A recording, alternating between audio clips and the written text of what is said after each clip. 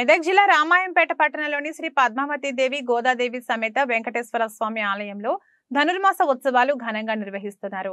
శనివారం 29వ రోజు శ్రీ వెంకటేశ్వర స్వామి వారు కల్కి అవతారంలో భక్తులకు దర్శనమిచ్చారు.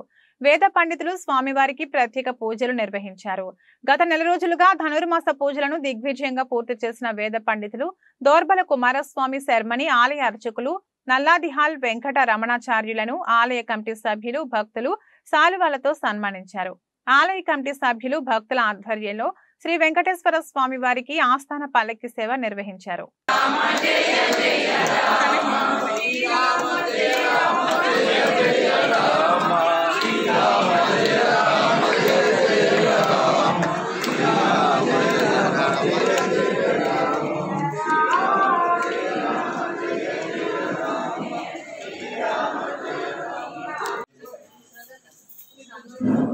మరి మీరు చదివి రావట్లేదు. 2 సార్లు భగవద్గీత కంప్లీట్ అయిందండి, 2 సార్లు రామాయణం కంప్లీట్ అయింది, మహాభారతం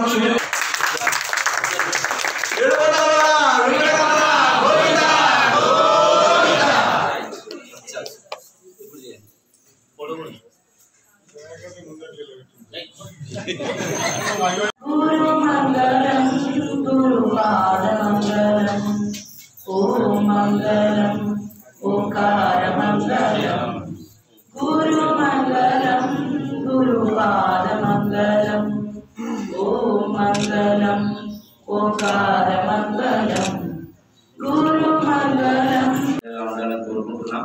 అదే కాకుండా మన దేవాలయ నిర్వహణలో గత నూతనంగా నిర్మించుకున్నటువంటి దేవాలయం 11 సంవత్సరాలు గడుస్తుంది. అప్పటి నుండి కూడా మన వంశపారపరంగా కూడా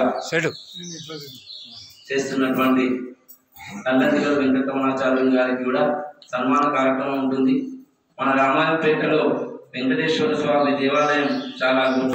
అదే కాకుండా ప్రతిరోజు కూడా అలంకారాన్ని స్వామివారిని మన కళ్ళ ముందే ఉండేట్టుగా అలంకారం చేసి మనందరికీ ఈ యొక్క అలంకారాన్ని చేసి